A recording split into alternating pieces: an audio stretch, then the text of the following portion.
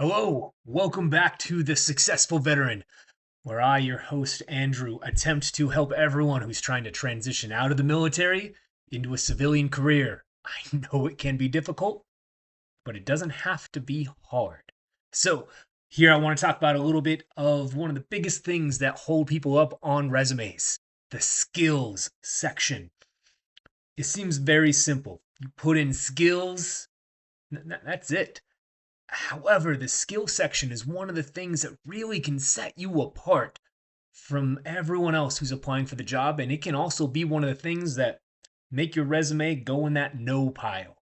So, real quick, if you look, you're going to see the way that skills have been done by most people that most likely you have on your resume right now. It's just a word scramble of things you think the job needs or that you have done. It's Excel, it's communications, it has something to do with stakeholders, or maybe there are some actual skills or technical skills in there, maybe some processes you've done, but they really mean nothing because they have no context. So someone will see this, a recruiter, hiring manager will look at this, and it tells them nothing about yourself. Remember, in everything you do in your resume, it should tell a story about you and interconnect. Your skills should connect either with your professional summary or your experience bullet points highlighting what you've done and how you've used these actual skills.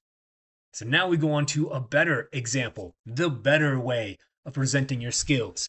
Now you can do this in bullet form, you can do it in lists, you can highlight technical skills. You really need to modify this to you. So I've given you about 5 examples when you should really be having about 3 to 4. And this is going to be dependent on you and the job. So on here you see project management, and then it lists out some of the things that you have done with project management. Maybe some of the certifications that you have incorporated, but the processes, the work, things you have done, systems you have used.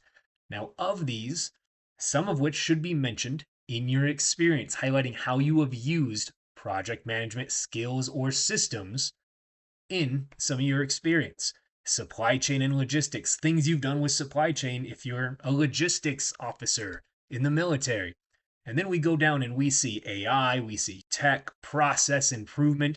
Everything has systems and the skills you have actually used in doing these things.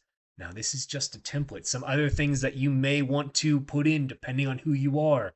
You can do some human resources, HR, and talk about talent acquisition, information technology, and you can actually talk about like CISSP, some of the things you have actually done, the platforms you've used, such as AWS. You want to incorporate these type of things into your technical skills. This way, instead of trying to beat the the recruiter or beat the AI device that's scanning your resume and have magic words pop up and pass you, the recruiter can look at this, see the story it tells when it ties into your experience, and know what they're getting. So go back through your skills section, highlight your skills, relate it to your experience, relate it to your professional summary and your certifications. Tell a story about yourself, about your accomplishments, and what you bring to the table. Take out the word scramble, take out the jumble of words, and put in context what it means to the job, to the organization, and the impact you'll have. That's all I have for today. I'm signing off. Feel free to check out my Substack. And just remember, we're all in this together. Have a great day.